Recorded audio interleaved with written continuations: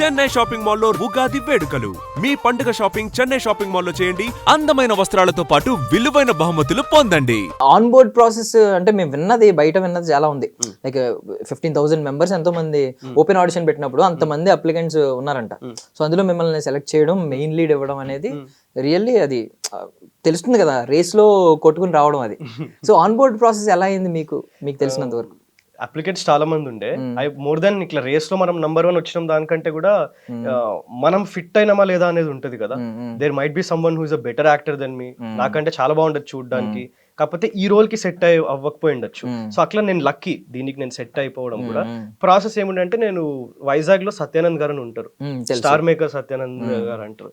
నేను యుఎస్ యాక్టింగ్కి వెళ్ళే ముందు ఆయన దగ్గరికి వెళ్ళిండే, ఎందుకంటే ఇక్కడ యాక్టర్ అవుదాము అనుకున్నప్పుడు ఫస్ట్ ఎవరైనా చెప్పి సత్యానంద్ గారి దగ్గరికి వెళ్ళు అనేది. అక్కడ నేను వెళ్ళిండే, అది అయిపోయి కూడా 3-4 years అయింది. సో సార్ వాళ్ళు ఇక్కడ ఆడిషన్ చేస్తున్నారు, కాస్టింగ్ జరుగుతుంది అన్నప్పుడు సార్ అడిగిండే సత్యానంద్ గారిని కూడా, బికాజ్ ఆయన దగ్గర యంగ్స్టర్స్ ఎక్కువ మంది ట్రైన్ అయి ఉంటారు కదా, ఎవరైనా ఉన్నారా ఇట్లా అని. అట్లా ఆ ప్రొఫైల్స్ పంపించడంలో నాది కూడా వెళ్ళింది. నేను యుఎస్లో ఉండంగానే గుణశేఖర్ గారు జూమ్లో ఒకసారి మాట్లాడి, అక్కడ నువ్వు ఏమేమి చేస్తున్నావు, నీ డేలో ఏమేమి క్లాసెస్ ఉంటున్నాయి అవన్నీ తెలుసుకొని నేను ట్రైన్డ్ అనేది ఆయనకి నచ్చింది. అందుకే ఇక్కడికి వచ్చినాక మళ్ళీ ఆడిషన్స్ చేసి ఒక 1 month జరిగింది ఇక్కడ కూడా auditions. Then eventually on board అయినా నేను. అండ్ వెరీ లక్కీ, ఇంత మందిలో సెలెక్ట్ అవ్వడం definitely luck big factor. So US లో ట్రైన్ అయినప్పుడు మీకు ఏమన్నా ఒక్కొక్కరు మెథడ్ యాక్టింగ్ ని బాగా బిలీవ్ చేస్తూ ఉంటారు, సంథింగ్ చాలా ఉంటాయంట కదా, నాకు కూడా తెలియదు. బేసికలీ మీరేమన్నా పర్టికులర్లీ దేన్నైనా ఇక్కడ అప్లై చేశారా ఇప్పుడు ఈ సినిమాలో యూఫోరియాకి వచ్చేసరికి? చేసినాం, కానీ మెథడ్ కాదు, మెథడ్ చేయొద్దు అని మాకు ఒకటే రూల్. మాకు ఏంటంటే మెథడ్ ప్రాక్టీస్ చేయొద్దు అని మా కాలేజ్ లో. మెథడ్ యాక్టింగ్ ఏంటంటే క్యారెక్టర్ లాగా మనం కూడా రియల్ లైఫ్ లో బిహేవ్ చేస్తాము, అలాంటి అలవాట్లే మనకు కూడా ఉంటాయి, అవన్నీ ఉంటాయి. దాంతో ప్రాబ్లం ఏంటంటే కొంతమంది దాని నుంచి బయటికి రాలేము, అది చాలా ఇబ్బంది ఉంటుంది మళ్ళీ. ప్లస్ పర్సనల్ లైఫ్ లో మనము మన చుట్టుపక్కల వాళ్ళని అలా ట్రీట్ చేయొద్దు కదా, ఏదో క్యారెక్టర్ లాగా ట్రీట్ చేయొద్దు, అది కొంచెం వియర్డ్ స్పేస్ లో ఉంటది. అలా నేను మెథడ్ యాక్టింగ్ దీనికి చేసి ఉంటే, దీంట్లో నేను డ్రగ్ అడిక్ట్, ఆల్కహాల్ ఉంటది, స్మోకింగ్ ఉంటది, అవన్నీ నేను రియల్ లైఫ్ లో చేయను. సో ఫాలో అవ్వలేము దీంట్లో, అందుకు మెథడ్ జోలికి వెళ్ళలేదు. దీనికోసం సార్ చాలా ప్రిపేర్ చేశారు నన్ను. రియల్ గా మేము చెంచల్గూడ జైలుకి వెళ్ళినాం, మల్టిపుల్ టైమ్స్ వెళ్ళినాం. అక్కడ క్రిమినల్స్ తోటి ఇంటరాక్ట్ అయ్యాం, అక్కడ పోలీస్ ఆఫీసర్స్ తోటి ఇంటరాక్ట్ అయ్యాం, వాళ్ళ మైండ్ సెట్ తెలుసుకోవడానికి. ఇంకా డ్రగ్స్ పరంగా దాని ఎఫెక్ట్ ఎట్లా ఉంటుంది అంటే, మనం గూగుల్లో కొడితే రాందేం లేదు, ఫుల్ రీసెర్చ్ చేసినాం అట్లా. సో అట్లా ప్రిపేర్ అయినాం. మెథడ్ ఒక్కటి అడ్వకేట్ చేయను నేను కూడా. సో ఇప్పుడు ఈ స్మోకింగ్ ప్లేస్ లో కానీ, ఈ ఆల్కహాల్ ప్లేస్ లో కానీ, లేదంటే డ్రగ్స్ ప్లేస్ లో కానీ ఏం యూజ్ చేశారు మీరు షూటింగ్ పర్పస్? డ్రగ్స్ అంటే ఇప్పుడు ఇంజెక్షన్ తీసుకున్నాం, ఐ థింక్ రియల్ లైఫ్ లో హెరోయిన్ అంటారు, దాని ప్లేస్ లో జస్ట్ నార్మల్ గ్లూకోజ్ ఇంజెక్షన్ ఏదో పెట్టిండ్రు. ఎందుకంటే యాక్చువల్ గా ఇంజెక్ట్ చేసే షార్ట్ తీయాల్సిండే, సో ఏదో ఉండాలి దాని లోపల, అందుకు గ్లూకోజ్ పెట్టిండ్రు. కొకేన్ ఉంటది, వైట్ పౌడర్, నాకు తెలిసి జనరల్ గా వాడేది గ్లూకోన్ డి పౌడరే, అది ఇట్లా కొంచెం తీయ ఇట్లా ఉంటది, అదే ఇది చేస్తాం. ఇంకా ఆల్కహాల్ వచ్చేసరికి ఇంక అక్కడ యాపిల్ జ్యూస్ అంతే, అంటే బియర్ అయితే హ్యాపీ ఫిజ్, విస్కీ అయితే ఇంకేదో అట్లా ఉండేది. స్మోక్స్ ఈ సినిమా ఒక్కదాని వరకు రియల్ సిగరెట్స్ అట్లా వాడడం అంతే. సో అదొక్కటి నేను అలవాటు చేసుకున్నాను, నాకు పర్సనల్ లైఫ్ లో హ్యాబిట్ లేదు.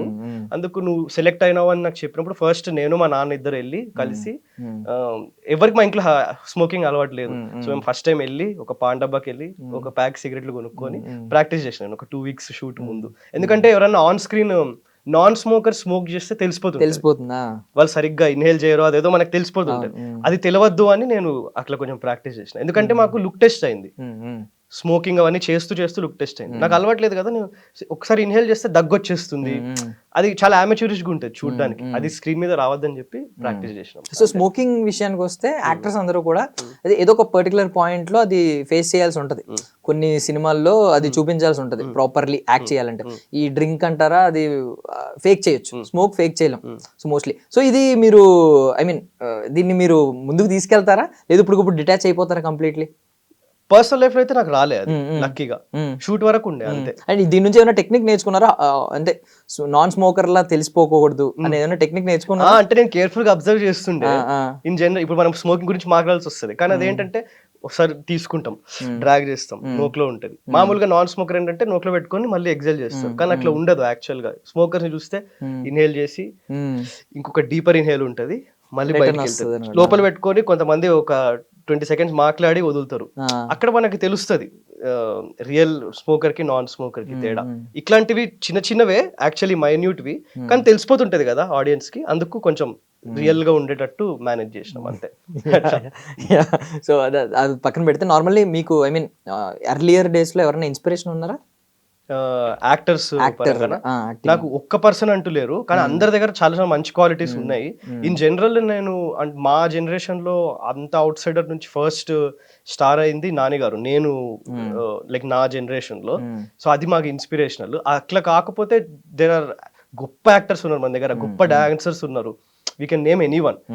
ఫిల్మ్ మేకర్స్ పరంగా నాకు పెద్ద ఇన్ఫ్లుయెన్స్ అయింది రాజమౌళి గారు, ఎందుకంటే బాహుబలి దాంతో నాకు సినిమా మీద ఒక లవ్ పుట్టింది. ఇంకా అర్జున్ రెడ్డి నాకు ఒక కీ మెమరీ నా లైఫ్ లో. అంటే నేను 11th లోనో ఎప్పుడో ఉన్నప్పుడు రిలీజ్ అయింది, అది చూసి చాలా ఇంపాక్ట్ అయ్యి, మనందరికి యూజువల్ గా ఫిల్మ్ మేకర్స్ తో మాట్లాడితే ఒక జనరేషన్ కి ఒక ఫిల్మ్ ఉంటుంది, అది చూసి చాలా మంది ఫిల్మ్స్ లోకి రావాలనుకుంటారు. కొంతమందికి ప్రీవియస్ జనరేషన్ లో శివ, మళ్ళీ అట్లా ఒక్కొక్క ఫిల్మ్స్ వచ్చినాయి ఇన్ఫ్లుయెన్షియల్ ఫిల్మ్స్. నాకు అట్లా పర్సనలీ అర్జున్ రెడ్డి ఉండే. ఇంకా అది చూసి ఓకే ఇంత యాక్టింగ్ చేయొచ్చా, ఒక సినిమాకి అంత ఊపు ఉండడం నేను చూడడం నా లైఫ్ టైమ్ లో, అది అందుకు దానివల్ల కొంచెం ఇన్ఫ్లుయెన్స్ అయినా. ఇంకా యుఫోరియా షూటింగ్ స్కెడ్యూల్ గ్యాప్ లో నేను ఒక్కడు రిలీజ్ అయితే దానికి వెళ్ళినా మా ఫ్రెండ్స్ తో పాటు. ఒక్కసారి అక్కడ అంత యుఫోరియా చూస్తే స్క్రీన్ మీద, అప్పుడు నాకు ఒకసారి గుర్తొచ్చింది మళ్ళీ, లైక్ ఇట్ వాజ్ రిమైండర్, ఇంత లెజెండరీ డైరెక్టర్ మూవీలో పనిచేస్తున్నాం అనేది చాలా హ్యాపీ ఫీల్ అయింది. యా యాక్చువల్లీ నేను ఒక్కడు రిలీజ్ అయినప్పుడు ఐ వాజ్ మా మమ్మీ బెల్లిలో నేను ప్రెగ్నెంట్ ఉండే, అప్పుడు నేను వాళ్ళు థియేటర్ కి వెళ్ళినప్పుడు నేను కిక్ కొట్టానంట బెల్లిలో ఒక్కడు చూసేటప్పుడు. సో మళ్ళీ ఇప్పుడు సార్ గుణశేఖర్ గారి సినిమాలో యాక్ట్ చేయడం అంటే ఒక ఫుల్ సర్కిల్ మూమెంట్ లాగా. ఇప్పుడు మీకు కిక్ వచ్చింది. ఎగ్జాక్ట్లీ. సీరియస్లీ అంటే బాగుంది. అంత ఊరికే జరగవేది అంటూ ఉంటారు కదా, అంత ప్లాన్ ఉంటది, ఏదో పైవాడు ఎవరు రాస్తారంటారు కదా, ప్లాన్ గానే ఉంటది స్క్రీన్ ప్లే. మనకి సినిమాటిక్ ఉంది కదా, సినిమాటిక్ ఉంది, చాలా సినిమాటిక్ ఉంది. నైస్. సీరియస్లీ అంటే మీరు ఇప్పుడు ఇందాక అన్నారు కదా మెథడ్ యాక్టింగ్ వద్దు అనేదో అన్నారు. సో ఇలాగే యాక్టర్స్ లో 2 కేటగరైజ్ చేస్తారు మన వాళ్ళు. ఒకటి ఏంటంటే గొప్ప నటుడు, ఏం నటుడు రా అంటారు కొంతమంది, అలా ఉంటారు. కొంతమందికి ఏంటంటే స్టార్డమ్ ఉంటుంది. ఇప్పుడు మీరు ఆలోచిస్తే నిజం చెప్పుకోవాలంటే ఈ మధ్య ఎవరు కమల్ హాసన్ గారిని ఉలగ నాయకన్ అనే పదం ఉన్నా ఎవరు ఐ మీన్ యూనివర్సల్ స్టారో యూనివర్సల్ హీరోనో లోకనాయకుడు అనే పదాన్ని ఎక్కువ వాడేవారు కాదు. ఆయన దృష్టిలో ఏంటంటే కమల్ హాసన్ కంటే గొప్ప నటుడు లేడు అనేది అందరూ అనుకుంటూ ఉంటారు. గొప్ప నటుడు అంటే కమల్ హాసన్. బట్ స్టార్డమ్ విషయానికి వస్తే రజనీకాంత్ గారికి ఉన్న స్టార్డమ్ వేరు. Super star. సూపర్ స్టార్ అనగానే మనకి మన తెలుగులోనో లేదంటే తమిళ్ అదే బాలీవుడ్ లోనో ఎవరు గుర్తురారు, ఫస్ట్ గుర్తొచ్చేది రజనీకాంత్ గారు. సో 2 డిఫరెంట్ కేటగిరీస్ కదా, ఒకటి స్టార్డమ్, ఒకటేమో గొప్ప నటుడు.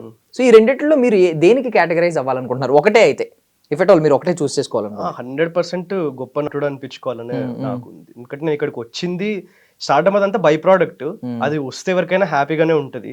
ఎందుకంటే at the end of the day audience పెరుగుతారు కదా, అది ఒక్క రీజన్ వల్లనే నాకు అది ఇష్టం అంతే. లేకపోతే ఫేమ్ గేమ్ నాకు ఇంట్రెస్ట్ లేదు, అస్సలు లేదు. యాక్టర్ గా పేరు వస్తే నాకు చాలు అంతే.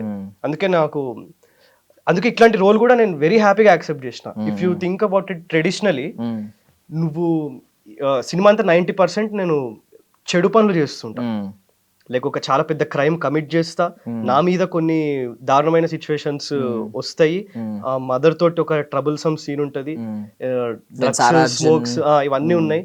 సో ఏదో నేను ఒక హీరో అవ్వాలి, ఒక మంచి ఇమేజ్ ఉండాలి, స్టార్ అవ్వాలి అంటే ఇవి చేయకపోయేవాడిని. నాకు దీంట్లో ఏం కనిపించింది అంటే యాక్టింగ్ చేయడానికి చాలా స్కోప్ కనిపించింది. 2 ఏజ్ గ్రూప్స్ ప్లే చేస్తున్నా, ఇంత వేరే వేరే వేరియేషన్స్ ఉన్నాయి క్యారెక్టర్ లో, అది నాకు ఎక్సైట్ అవుతుంది. సో ఇప్పుడే కాదు ఎప్పటికైనా కూడా నాకు యాక్టర్ గా పేరు తెచ్చుకోవాలి అంతే. ఎక్కడండి మీరు నేటివ్ ఎక్కడ?